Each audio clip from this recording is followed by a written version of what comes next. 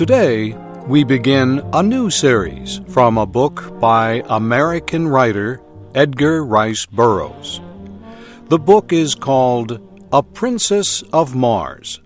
It is the first book in a series that Mr. Burroughs wrote about a man who travels to Mars during the last years of the 1800s. There, the man meets strange beings and sees strange sights.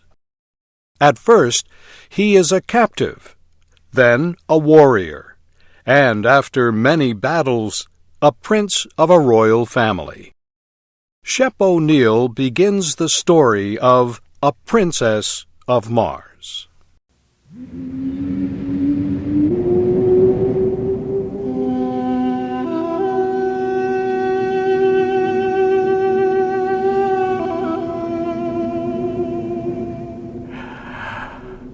I am a very old man. How old, I do not know.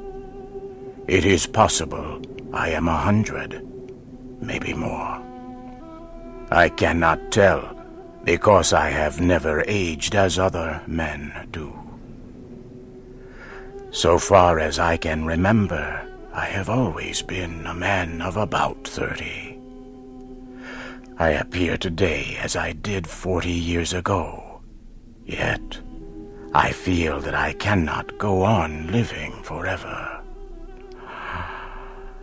Someday, I will die the real death from which there is no escape. I do not know why I should fear death, I who have died 2 times, and am still alive. I have never told this story.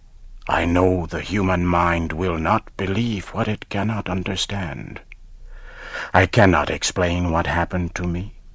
I can only tell of the 10 years my dead body lay undiscovered in an Arizona cave.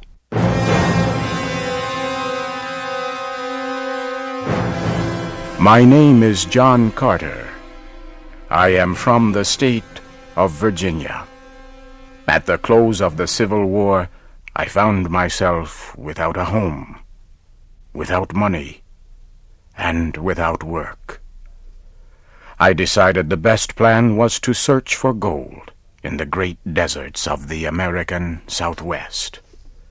I spent almost a year searching for gold with another former soldier, Captain James Powell, also of Virginia. We were extremely lucky. In the winter of 1865, we found rocks that held gold. Powell was trained as a mining engineer. He said we had uncovered over $1 million worth of gold in only 3 months. But the work was slow, with only 2 men and not much equipment.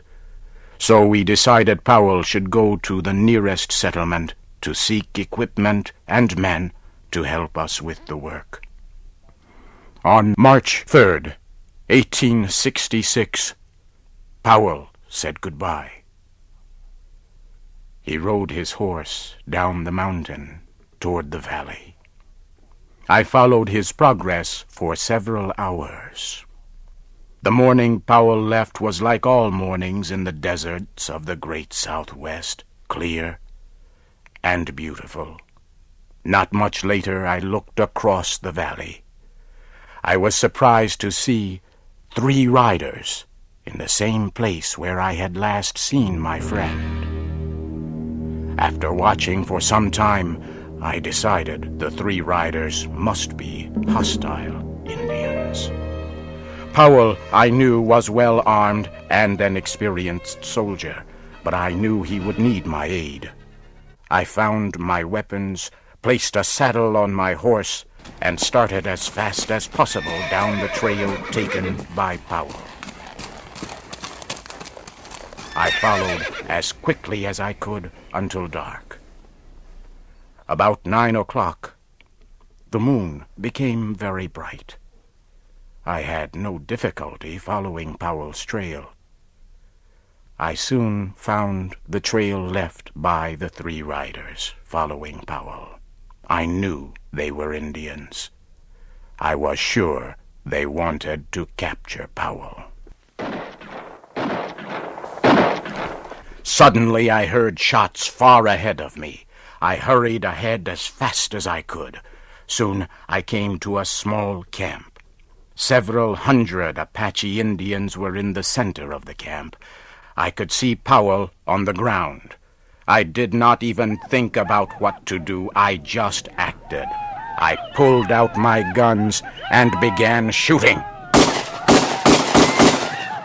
The Apaches were surprised and fled. I forced my horse into the camp and toward Powell. I reached down and pulled him up on the horse by his belt. I urged the horse to greater speed. The Apaches, by now, realized that I was alone and quickly began to follow. We were soon in very rough country. The trail I chose began to rise sharply. It went up and up. I followed the trail for several hundred meters more until I came to the mouth of a large cave.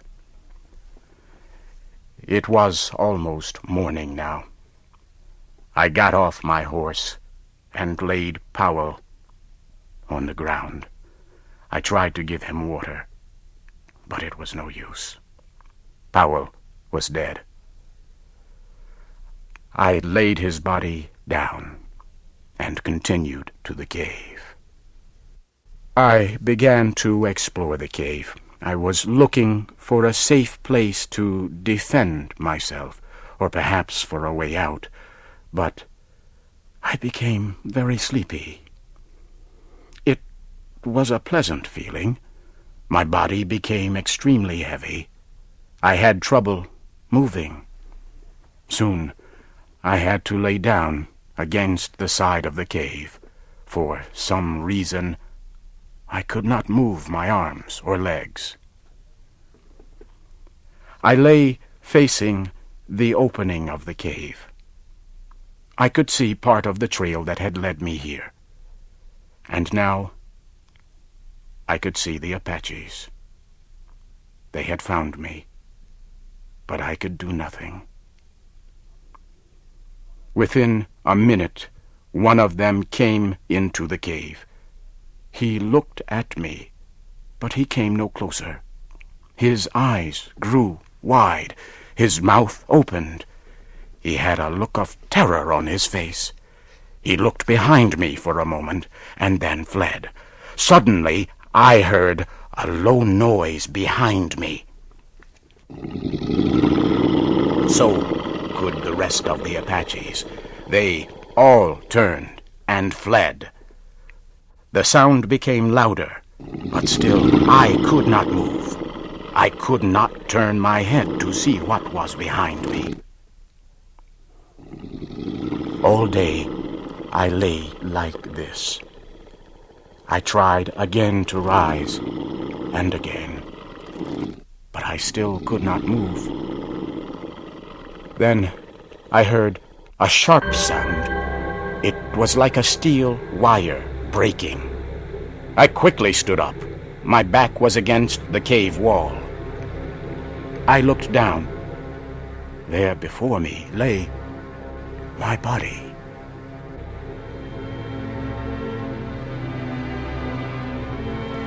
For a few moments, I stood looking at my body. I could not bring myself to touch it. I was very frightened. The sounds of the cave and the sight of my body forced me away. I slowly backed to the opening of the cave. I turned to look at the Arizona night. I could see 1,000 stars. As I stood there, I turned my eyes to a large red star. I could not stop looking at it. It was Mars, the red planet, the red god of war. It seemed to pull me near. Then, For a moment, I closed my eyes. There was an instant of extreme cold and total darkness. Suddenly, I was in deep, dreamless, peaceful sleep.